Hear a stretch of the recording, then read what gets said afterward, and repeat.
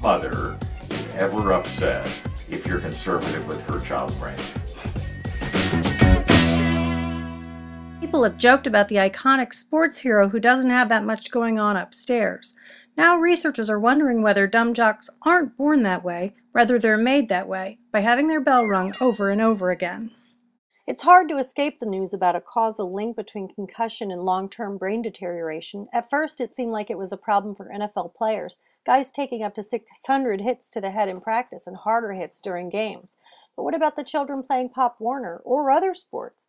We sat down with Davidsonville pediatrician Dr. Robert Graw, who last year opened the HeadFirst Sports Injury and Concussion Centers alongside Right Time Medical.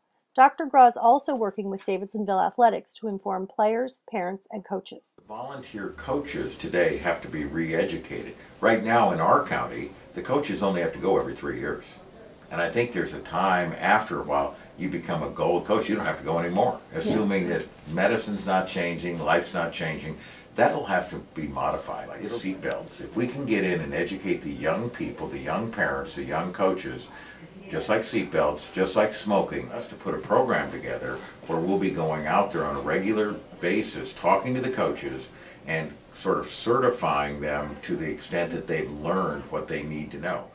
Ferran said that the NFL's concussion awareness campaign has impacted all levels of sports, from the pros to local leagues.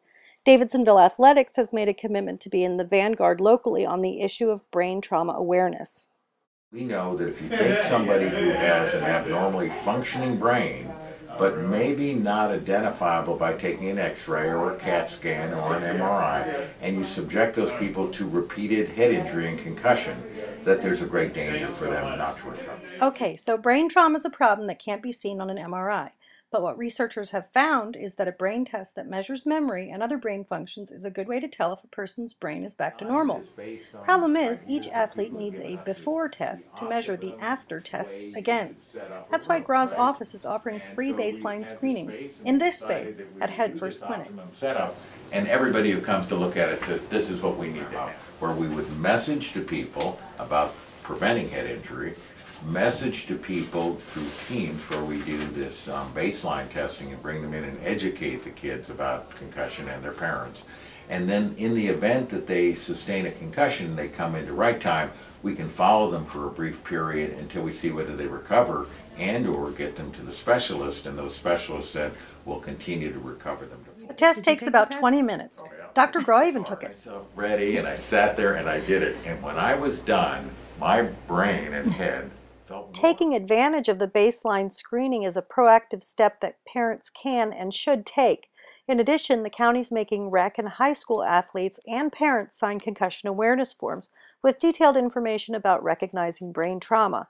Still, a lot of work needs to be done to undo the myths, urban legends, and old wives' tales. Don't go to sleep if you have a concussion. We want you to sleep. That's a great question. The treatment for a concussion is brain rest. So we want you to go to sleep. Big myth out there is that the better the helmet, the more protection you're actually going to have, and that's actually just what I said. It's a myth. Like an egg, and if you took bubble wrap and wrapped the eggshell, that's great. You're protecting that shell from breaking. However, the yolk is still moving around. DAA President Jay Ferran and Dr. Graw have already started an awareness campaign.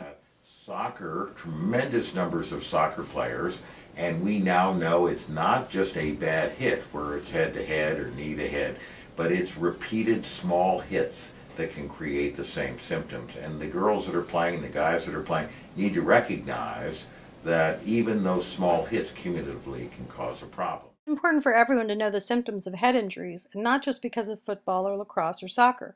There are all kinds of reasons why kids, teens, and adults might experience a traumatic brain injury. Much research on the topic has come out of soldiers who come home with traumatic brain injuries and the federal dollars being spent on getting these soldiers back to normal. One of the biggest for young people is riding a bicycle or being in a car accident. That even a swimmer in hitting the wall, you know, when they turn can hurt their head, and the symptoms are real, and that when they get out and they say, gosh, I feel foggy, or I've got a headache, or I'm a little unsteady on my feet, they say, oh, that's a concussion. I didn't know it. Cautious. Like last year when he had a head injury, I kept him out until he was headache free, and that's why I got the baseline, because if he does something happens to him, I'm going to come back, get him tested, and keep him out until this test says that he's back to normal. Get screened, get informed, get smart about brain injury. I'm Mitchell Stevenson for the South River Source.